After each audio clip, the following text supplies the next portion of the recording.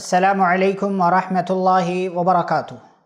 بسم اللہ الرحمن الرحیم، الحمد للہ رب العالمین وبہ نستعین والصلاة والسلام علی رسولہ الامین، اما بعد۔ معزز و محترم ناظرین، آج کی اس ملاقات میں انشاءاللہ ہم آپ کے سامنے پارہ نمبر 26 کا خلاصہ پیش کر رہے ہیں۔ پارہ نمبر 26 کی پہلی سورہ ہے سورۃ الاحقاف۔ اس سورہ کے اندر اللہ رب العالمین نے ابتدا میں قرآن مجید کا تذکرہ کیا ہے اور اپنی تعریف کی ہے۔ پھر آیت نمبر 6 میں اللہ رب العالمین نے یہ بات بیان کی کہ آج دنیا کے اندر جن چیزوں کی عبادت کی جاتی ہے اور جنہیں معبود سمجھا جاتا ہے، یہ سارے معبودان قیامت کے دن اپنی عبادت سے براءت کا اعلان کر دیں گے۔ وَإِذَا حُشِرَ النَّاسُ كَانُوا لَهُمْ أَعْدَاءً وَكَانُوا بِعِبَادَتِهِمْ كَافِرِينَ، کہ جب تمام لوگوں کو جمع کیا جائے گا تو دنیا میں جن چیزوں کی یا جن لوگوں کی عبادت کی جاتی تھی وہ سارے ان عبادت کرنے والوں کے دشمن بن جائیں گے اور ان کی عبادت سے اپنی براءت کا اعلان کر دیں گے، کہیں گے ہمیں تو پتہ ہی نہیں تھا اور ہم نے اس طرح کی بات ان سے نہیں کی تھی۔ تو ہمیں حقیقی اور سچے معبود کی عبادت کرنا ہے اور اس کے سوا تمام معبودان باطلہ کا انکار کرنا ہے۔ آیت نمبر 15 میں والدین کا کیا مقام و مرتبہ ہے، اللہ رب العالمین نے اس کا تذکرہ کیا۔ وَوَصَّيْنَا الْإِنسَانَ بِوَالِدَيْهِ إِحْسَانًا حَمَلَتْهُ أُمُّهُ كُرْهًا وَوَضَعَتْهُ كُرْهًا، کہ کس طریقے سے ماں نے تمام تر پریشانیوں کو جھیلا، چاہے وہ پریگننسی کا مرحلہ ہو یا پیدائش کا مرحلہ ہو یا پیدائش کے بعد رضاعت کا مرحلہ ہو، دودھ پلانے کا مسئلہ ہو، یہ ساری تکالیف کا اللہ رب العالمین نے تذکرہ کیا ہے۔ یہاں تک کہ اللہ رب العالمین نے یہ بات بیان کی کہ انسان جب طاقت و قوت کا مالک بن جائے اور اس کی عمر 40 سال تک پہنچ جائے تو اسے یہ دعا پڑھنی چاہیے، رب اوزعنی ان اشکر نعمتک التی انعمت علی وعلی والدی وان اعمل صالحا ترضاہ واصلح لی فی ذریتی انی تبت الیک وانی من المسلمین، کہ اے میرے رب تو مجھے اس بات کی توفیق دے کہ میں تیری نعمتوں پر تیرا شکر ادا کروں، ان نعمتوں کا جن کو تو نے مجھے دیا ہے، میرے والدین کو دیا ہے، اور مجھے نیک اعمال کی توفیق دے، ایسے نیک اعمال کی جس سے تو خوش ہوتا ہو، اور اے اللہ میری اور میری ذریت کی اصلاح کر دے، بے شک میں تجھ سے توبہ کرتا ہوں اور میں مسلمانوں میں سے ہوں۔ تو یہ والدین کے ساتھ انسان کو حسن سلوک کرنا چاہیے، ماں باپ کی عظمت کا اعتراف کرنا چاہیے، ان کے حقوق کو ادا کرنا چاہیے اور ماں باپ کے حوالے سے انسان کو دعائیں مانگتے رہنا چاہیے۔ آیت نمبر 29 سے لے کر 32 میں اللہ نے مکہ کے قریب وادی نخلا میں جنوں کا ایک واقعہ ذکر کیا ہے کہ پیارے نبی صلی اللہ علیہ وسلم صحابہ کرام کو نماز پڑھا رہے ہیں کہ جنوں نے اس قرآن کی آواز کو سنا اور پھر اس کے بعد پوری بات کہ کس طریقے سے انہوں نے سنا، ایمان لے آئے اور اپنی قوم میں جا کر انہوں نے دعوت و تبلیغ کا کام شروع کیا۔ اس سورہ کے اخیر میں اللہ رب العالمین نے اپنے پیارے پیغمبر صلی اللہ علیہ وسلم کو اس بات کا حکم دیا، فَاصْبِرْ كَمَا صَبَرَ أُولُو الْعَزْمِ مِنَ الرُّسُلِ وَلَا تَسْتَعْجِلْ لَهُمْ، کہ اے پیارے نبی صلی اللہ علیہ وسلم لوگ آپ کو پریشان کرتے ہیں، آپ کی بات نہیں مانتے، آپ کو ستاتے ہیں، تو آپ صبر کیجئے جیسا اولو العزم پیغمبروں نے صبر کیا، اور ان کے بارے میں آپ جلدی مت کریے۔ تو ہمیں مصائب پر، مشکلات پر صبر کرنا چاہیے اور جلدی اس سلسلے میں ہمیں نہیں کرنا چاہیے۔ اللہ رب العالمین حکیم ہے اور وہ اپنی حکمت کے مطابق فیصلہ کرنے والا ہے۔ پھر اس کے بعد سورہ محمد کا آغاز ہوتا ہے، سورہ نمبر 47، پیارے نبی صلی اللہ علیہ وسلم کے نام پر یہ سورہ ہے۔ اس سورہ کے اندر اللہ رب العالمین نے ایک بنیادی بات آیت نمبر 7 میں کہی کہ تم اللہ کی مدد کرو، اللہ تمہاری مدد کرے گا۔ یا ایھا الذین آمنوا ان تنصروا اللہ ینصرکم ویثبت اقدامکم، اے ایمان والو اگر تم اللہ کی مدد کرو گے تو اللہ تمہاری مدد کرے گا، تمہارے قدموں کو جما دے گا۔ اللہ کی مدد ہم کیسے کر سکتے ہیں؟ اس کے دین پر عمل کر کے، اس کے دین کو اپنا کر کے، اس کی شریعت پر چل کر کے، اس کی شریعت کی تبلیغ کر کے اور اس کی مرضی کے مطابق زندگی گزار کر، اس کی نافرمانیاں نہ کر کے، اس کی بات مان کر اپنے آپ کو اللہ رب العالمین کے فرامین کے مطابق چلا کر ہم اللہ کی مدد کر سکتے، یہی اللہ کی مدد ہے۔ ہم ایسا کریں گے اللہ ہماری مدد کرے گا اور ہمارے قدموں کو جما دے گا۔ آیت نمبر 15 میں اللہ رب العالمین نے جنت کی چند صفات اور خوبیاں ذکر کی ہیں کہ جنت کی مثال جس کا متقیوں سے وعدہ کیا گیا ہے، اس کے اندر پانی کی نہر ہے جو پانی کبھی گدلا نہیں ہوگا، اس کے اندر دودھ کی نہر ہے جو وَأَنْهَارٌ مِّن لَبَنٍ لَذَّةٍ لِّلشَّارِبِينَ وَأَنْهَارٌ مِّن لَبَنٍ لَّمْ يَتَغَيَّرْ طَعْمُهُ، دودھ کی نہر ہے کہ جس کا مزہ کبھی خراب نہیں ہوگا، وہاں پر شہد کی نہر ہے جو صاف و شفاف ہے، میٹھا ہے، وہاں پر شراب کی نہر ہے جو پینے والے کے لیے لذت ہے۔ تو اس طریقے کی بہت ساری صفات اللہ رب العالمین نے جنت کے تعلق سے ذکر کی ہے۔ پھر ایک اور اہم اور بنیادی بات اللہ نے آیت نمبر 19 میں بیان کی کہ قول و عمل سے پہلے علم حاصل کریں۔ فَاعْلَمْ أَنَّهُ لَا إِلَٰهَ إِلَّا اللَّهُ، جان لو کہ اللہ کے سوا کوئی معبود برحق نہیں ہے۔ وَاسْتَغْفِرْ لِذَنبِكَ وَلِلْمُؤْمِنِينَ وَالْمُؤْمِنَاتِ، پھر اپنے گناہ کے لیے اور تمام مومن مردوں اور عورتوں کے گناہ کی بخشش کے لیے اللہ سے دعائیں مانگیے۔ پتہ یہ چلا کہ ہمیں کچھ بھی کرنے سے پہلے اس سلسلے میں، اس بات کے تعلق سے، اس عمل کے تعلق سے جانکاری حاصل کرنا ہے۔ قول و عمل سے پہلے علم حاصل کرنا نہایت ضروری ہے، اور اگر کوئی قول و عمل سے پہلے علم حاصل نہیں کرتا اور پھر بغیر علم حاصل کیے عمل کرنا شروع ہو جاتا ہے تو کسی نہ کسی گمراہی کے اندر وہ پڑ جاتا ہے۔ آیت نمبر 33 اور 34 میں جو اس سورہ کے آخری آیات میں سے ہے، اللہ نے اس بات کا تذکرہ کیا، یا ایھا الذین آمنوا اطیعوا اللہ واطیعوا الرسول ولا تبطلوا اعمالکم، اے ایمان والو اللہ کی اور اس کے رسول صلی اللہ علیہ وسلم کی اطاعت کرو اور اپنے اعمال کو برباد مت کرو۔ پتہ یہ چلا کہ جو اللہ اور اس کے رسول کی اطاعت کرتا ہے اس کے اعمال قبول ہوتے ہیں، اور جو اللہ اور اس کے رسول صلی اللہ علیہ وسلم کی اطاعت نہیں کرتا تو گرچہ وہ بہت ساری نیکیاں اور اچھائیاں کر جائیں لیکن اس کے تمام اعمال برباد کر دیے جائیں گے۔ پھر اس کے بعد سورۃ الفتح سورہ نمبر 48 کا آغاز ہوتا ہے، اور یہ سورہ آیت نمبر 1 سے لے کر 28 تک فتح مبین،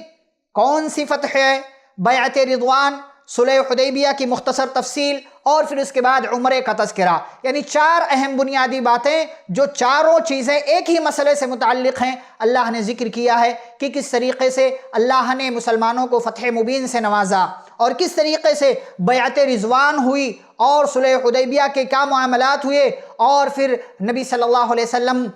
کو اللہ نے خوشخبری دی کہ آپ ضرور مسجد حرام کے اندر داخل ہوں گے اور ضرور عمرہ آپ ادا کریں گے، لہٰذا آپ پریشان نہ ہوئیے، آپ کو گھبرانے کی ضرورت نہیں ہے۔ اور اس سورہ کی آخری آیت میں آیت نمبر 29 میں اللہ نے صحابہ کرام کا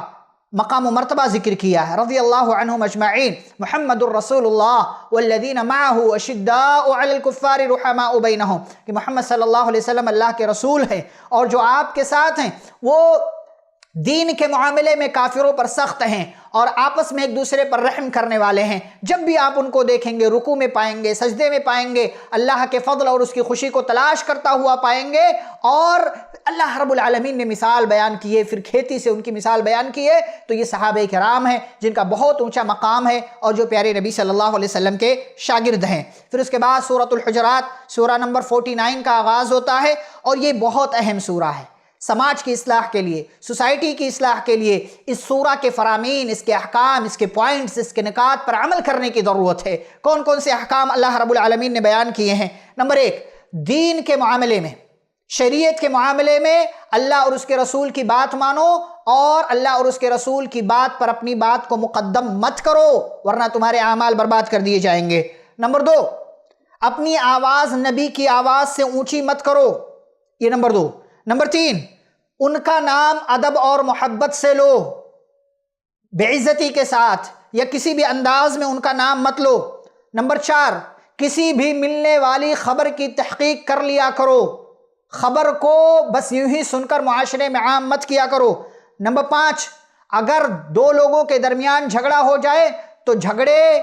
کو مزید بڑھاوا دینے کے بجائے صلح و مصالحت کا راستہ اختیار کرو اور ان دونوں کے درمیان صلح کرا دو۔ نمبر 6، تمام مسلمان آپس میں بھائی بھائی ہیں، لہٰذا اپنے بھائیوں کے درمیان اصلاح کرنے کی ضرورت ہے، ڈرتے رہو اللہ سے تاکہ تم پر رحم کیا جائے۔ نمبر 7، کسی کا مذاق مت اڑاؤ، چاہے مرد ہو یا عورت ہو، کوئی بھی کسی کا مذاق نہ اڑائے۔ کسی کو طعنہ مت دو، طعنہ دینے سے بچو، کسی کے خاندان میں نہیں، کسی کے شکل و صورت پر طعنہ زنی کرنے سے اپنے آپ کو بچاؤ۔ کسی کو برے لقب یا برے نام سے مت پکارو، یہ بھی منع ہے، سماج کی اصلاح کے لیے بہت ضروری چیز ہے۔ بدگمانی سے بچو، اجتنبوا کثیرا من الظن، اس لیے کہ بعض گمان جو ہے یہ گناہ ہوا کرتا ہے، لہٰذا کسی کے سلسلے میں بھی بدگمانی کرنے سے بچنا چاہیے۔ کسی کی ٹوہ میں مت لگو، ولا تجسسوا، جاسوسی مت کرو۔ غیبت سے اپنے آپ کو بچاؤ، وَلَا يَغْتَبْ بَعْضُكُمْ بَعْضًا۔ تو یہ کئی سارے احکام، کئی سارے فرامین اللہ رب العالمین نے ایک کے بعد دیگرے ایمان والوں کا نام لے کر، یا ایھا الذین آمنوا، یا ایھا الذین آمنوا، یا ایھا الذین آمنوا، ہم ایمان والے ہیں، لہٰذا ہمیں ان احکام و فرامین پر عمل کرنے کی سخت ضرورت ہے۔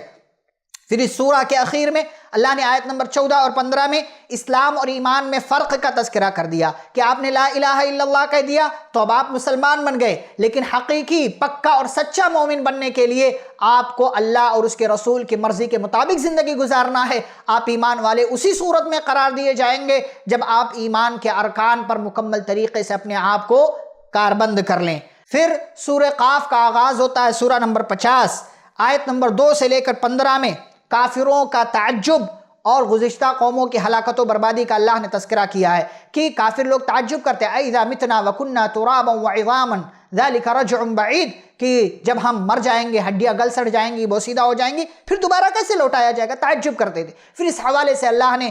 پچھلی امتوں کی ہلاکت و بربادی کا تذکرہ کیا کہ ان لوگوں نے اللہ کو جھٹلایا، اللہ کے رسولوں کو جھٹلایا تو ان کا انجام کتنا برا ہوا۔ اللہ شہ رگ سے بھی زیادہ قریب ہے اور انسان کے منہ سے نکلنے والے الفاظ کو فرشتے نوٹ کر لیا کرتے ہیں۔ وَنَحْنُ أَقْرَبُ إِلَيْهِ مِنْ حَبْلِ الْوَرِيدِ إِذْ يَتَلَقَّى الْمُتَلَقِّيَانِ عَنِ الْيَمِينِ وَعَنِ الشِّمَالِ قَعِيدٌ مَا يَلْفِظُ مِنْ قَوْلٍ إِلَّا لَدَيْهِ رَقِيبٌ عتید۔ آیت نمبر 16 سے 18 میں اللہ نے بیان کیا لہٰذا جو بات بولیں سوچ سمجھ کر بولیں، فرشتے آپ کے کندھے پر دائیں اور بائیں بیٹھ کر ریکارڈ کر رہے ہیں، آپ کے نامہ اعمال میں اس چیز کو نوٹ کیا جا رہا ہے۔ آیت نمبر 19 سے 37 میں موت کا حملہ، اور جب موت کا حملہ ہوتا ہے تو انسان کی بے بسی اور پھر موت کے بعد کے منظرنامے اللہ نے ذکر کیے ہیں، جنت اور جہنم کا اللہ رب العالمین نے تذکرہ کیا ہے، پھر اس کے بعد پچھلی قوم کی ہلاکت و بربادی کا تذکرہ کیا ہے، اور پھر پیارے نبی صلی اللہ علیہ وسلم کو صبر کی تلقین کی ہے، اور اس سورہ کے آخری الفاظ فَذَكِّرْ بِالْقُرْآنِ مَنْ يَخَافُ وَعِيدٌ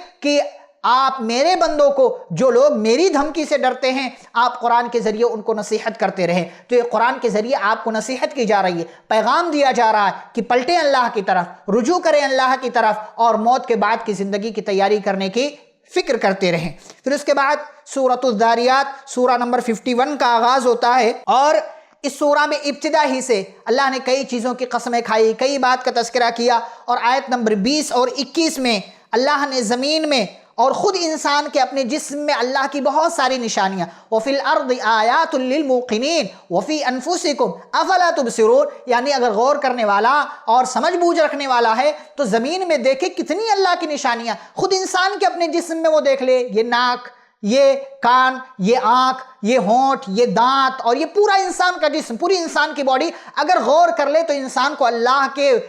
وجود پر یقین آ جائے گا، وہ اللہ پر ایمان لے آئے گا۔ افلا تبصرون، تم سمجھتے کیوں نہیں ہو؟ سمجھو، آؤ اللہ کی طرف، پلٹو اللہ کی طرف، اور اللہ کی ذات پر کامل اور مکمل ایمان رکھ کر اس کی مرضی کے مطابق زندگی گزار لو۔ پھر اس آیت کے اخیر میں اللہ نے حضرت ابراہیم علیہ السلام کے گھر آئے ہوئے مہمانوں کا تذکرہ کیا کہ فرشتے انسان کی صورت میں آئے، ابراہیم علیہ السلام بڑے مہمان نواز تھے، ایک بچڑا ذبح کر دیا، کھانا لا کر پیش کیا، لیکن چونکہ فرشتے تھے نہیں کھاتے ہیں، چنانچہ ان لوگوں نے کھانے سے انکار کر دیا۔ ابراہیم علیہ السلام ڈر گئے تو فرشتوں نے بتایا کہ ہم فرشتے ہیں، ہم انسان نہیں ہیں، ہم آپ کو خوشخبری دینے کے لیے آئے ہیں اور قوم لوط کو ہلاک اور برباد کرنے کے لیے آئے ہیں۔ خوشخبری دی کہ آپ کے ہاں بچے کی پیدائش ہونے والی ہے، اور پھر اس کے بعد یہ فرشتے گئے اور حضرت لوط علیہ السلام کی قوم کو ان کے جرم کی وجہ سے ہلاک و برباد کر دیا۔ تو یہ پارہ نمبر 26 کا خلاصہ آپ کے سامنے پیش کیا گیا، جس کے اندر بہت ساری باتیں ہیں، اور خاص طور پر سورہ نمبر 49 ہم سبھی کو ترجمے کے ساتھ، تفسیر کے ساتھ پڑھنا چاہیے تاکہ اپنے گھر کی اصلاح اور معاشرے کی اصلاح میں ہم بھی ہاتھ آگے بڑھا سکیں اور سماج کی اصلاح میں ہمارا بھی حصہ شامل ہو سکے۔ اللہ رب العالمین ہم سب کو قرآن و حدیث کی تعلیمات پر عمل کرنے والا بنائے، آمین۔ وصلی اللہ علی النبی الکریم، والسلام علیکم ورحمۃ اللہ وبرکاتہ۔